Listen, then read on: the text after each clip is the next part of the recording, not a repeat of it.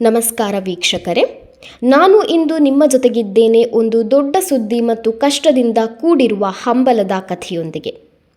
ಬಡವರ ಜೀವನಕ್ಕೆ ಆರ್ಥಿಕ ಬಾಧೆಯ ರೂಪದಲ್ಲಿ ಬಂತು ಒಂದು ಭಾರೀ ಶಾಕ್.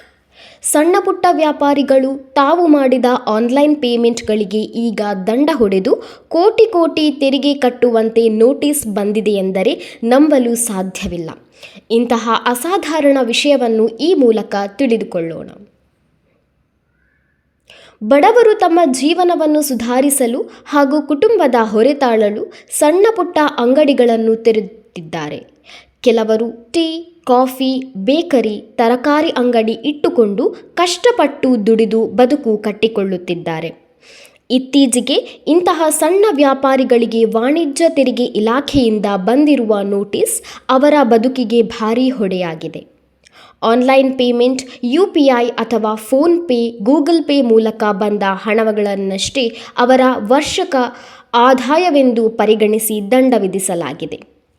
ಹೌದು, ಸಣ್ಣ ವ್ಯಾಪಾರಿಗಳು ಯಾವತ್ತೂ ಕೇಳಿರದ ರೀತಿ 40 ಲಕ್ಷದಿಂದ 1 ಕೋಟಿ ರೂಪಾಯಿವರೆಗೆ GST ಮತ್ತು ದಂಡ ವಿಧಿಸಿ ನೋಟಿಸ್ ಕಳಿಸಲಾಗಿದೆ.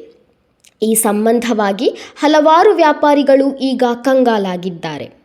ನಮ್ಮ ಅಂಗಡಿ ಅಡವಿಟ್ರೂ ಈ ದುಡ್ಡಿಗೆ ದಂಡ ಕಟ್ಟೋಕೆ ಆಗಲ್ಲ, ನಮ್ಮನ್ನು ಸಾಯಿಸಿ ಎನ್ನುವಷ್ಟು ದುಃಖದಲ್ಲಿದ್ದಾರೆ. ಉದಾಹರಣೆಗೆ, ಕುಂದಾಪುರದಿಂದ ಬಂದು ಬೆಂಗಳೂರಿನಲ್ಲಿ ವರ್ಷಗಳಿಂದ ಕಾಂಡಿಮೆಂಟ್ಸ್ ಅಂಗಡಿ ನಡೆಸುತ್ತಿರುವ ರಾಜೇಂದ್ರ ಶೆಟ್ಟಿ ಅವರು ಕಳೆದ 3 ವರ್ಷಗಳ ವಹಿವಾಟಿಗೆ 67 ಲಕ್ಷ ತೆರಿಗೆ ಬಾಕಿಯಾಗಿದೆ ಎಂದು ನೋಟಿಸ್ ಪಡೆದಿದ್ದಾರೆ. ಅವರು ಕಣ್ಣೀರಿಡುತ್ತಾ, ಇಷ್ಟು ಹಣವನ್ನು ನಾವು ಯಾವ ರೀತಿ ತಂದುಕೊಡಲಿ?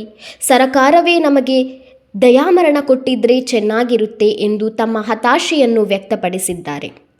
ಇದೇ ರೀತಿ ಬನ್ನೇರುಘಟ್ಟದ ತರಕಾರಿ ವ್ಯಾಪಾರಿ ವೀರಾಮದ ಅವರು ಆನ್ಲೈನ್ ಪೇಮೆಂಟ್ ಮೂಲಕ ವ್ಯವಹಾರ ಮಾಡಿಕೊಂಡಿದ್ದಾಗಿ 1 ಕೋಟಿ ರೂಪಾಯಿ 30 ಲಕ್ಷ GST ನೋಟಿಸ್ ಅವರಿಗೆ ಬಂದಿದೆ. ಅವರು ನಿಶ್ಚೇಷ್ಟರಾಗಿ ಜೀವನ ನಡೆಸುತ್ತಿದ್ದಾರೆ.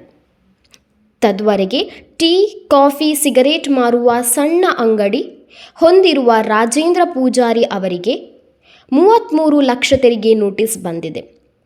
ಅವರ ಅಂಗಡಿಯ ಮೌಲ್ಯವೇ 3 ಲಕ್ಷವಲ್ಲ. ಅವರು ಹೇಳುತ್ತಾರೆ, 33 ಲಕ್ಷ ಎಲ್ಲಿ ಇತ್ತು? ಈ ಮೊತ್ತ ಪಾವತಿಸಲು ಹೇಗೆ ಸಾಧ್ಯ ಎಂದು ಕೇಳುತ್ತಿದ್ದಾರೆ. ಇದಕ್ಕೆ ಪ್ರತಿಯಾಗಿ ವಾಣಿಜ್ಯ ತೆರಿಗೆ ಇಲಾಖೆಯ ಅಪರ ಆಯುಕ್ತರು ಸ್ಪಷ್ಟನೆ ನೀಡಿದ್ದು, ವಾರ್ಷಿಕ 40 ಲಕ್ಷ ವಹಿವಾಟು ಮೀರಿದರೆ GST ಕಡ್ಡಾಯ. ಬ್ರೆಡ್ ಮೇಲೆ GST ಇಲ್ಲ, ಆದರೆ ಬೇಕರಿ ಸಮಾನ ಕುರುಕಲು ಇದೇ ರೀತಿ ಬನ್ನೇರುಘಟ್ಟದ ತರಕಾರಿ ವ್ಯಾಪಾರಿ ವೀರಮಾದ ಅವರು ಆನ್ಲೈನ್ ಪೇಮೆಂಟ್ ಮೂಲಕ ವ್ಯವಹಾರ ಮಾಡಿಕೊಂಡಿದ್ದಾಗಿ 1 ಕೋಟಿ 30 ಲಕ್ಷ GST ನೋಟಿಸ್ ಅವರಿಗೆ ಬಂದಿದೆ. ಅವರು ನಿಶ್ಚೇಷ್ಟರಾಗಿ ಜೀವನವನ್ನು ಸಾಗಿಸುತ್ತಿದ್ದಾರೆ. ತದ್ವರೆಗೆ ಟೀ, ಕಾಫಿ, ಸಿಗರೇಟು ಮಾರುವ ಸಣ್ಣ ಬೇಕರಿ ಅಂಗಡಿ ಹೊಂದಿರುವ ರಾಜೇಂದ್ರ ಪೂಜಾರಿ ಅವರಿಗೆ 33 ಲಕ್ಷ ತೆರಿಗೆ ನೋಟಿಸ್ ಬಂದಿದೆ. ಅವರ ಅಂಗಡಿಯ ಮೌಲ್ಯವೇ 3 ಲಕ್ಷವೆಂದು ಅವರು ದುಃಖವನ್ನು ವ್ಯಕ್ತಪಡಿಸುತ್ತಿದ್ದಾರೆ. ಇನ್ನು 33 ಲಕ್ಷ ಎಲ್ಲಿ ಇತ್ತು? ಮೊತ್ತ ಪಾವತಿಸಲು ಹೇಗೆ ಸಾಧ್ಯ ಎಂದು ದುಃಖವನ್ನು ವ್ಯಕ್ತಪಡಿಸುತ್ತಿದ್ದಾರೆ. ಇದಕ್ಕೆ ಪ್ರತಿಯಾಗಿ ವಾಣಿಜ್ಯ ತೆರಿಗೆ ಇಲಾಖೆಯ ಅಪರ ಆಯುಕ್ತರು ಸ್ಪಷ್ಟನೆ ನೀಡಿದ್ದು, ವಾರ್ಷಿಕ 40 ಲಕ್ಷ ವಹಿವಾಟು ಮೀರಿದರೆ GST ಕಡ್ಡಾಯ. ಬ್ರೆಡ್ ಮೇಲೆ GST ಇಲ್ಲ, ಆದರೆ ಬೇಕರಿ ಸಮಾನ ಕುರುಕಲು ಪದಾರ್ಥಗಳಿಗೆ 5% GST ವಿಧಿಸಲಾಗುತ್ತದೆ. UPI ಪೇಮೆಂಟ್ ಮೂಲಕ 40 ಲಕ್ಷಕ್ಕಿಂತ ಹೆಚ್ಚು ವ್ಯಾಪಾರ ನಡೆಸಿದವರಿಗೆ ಮಾತ್ರ ನೋಟಿಸ್ ಕಡ್ಡಾಯ ಎಂದು ವರದಿಯನ್ನು ತಿಳಿಸಿದ್ದಾರೆ.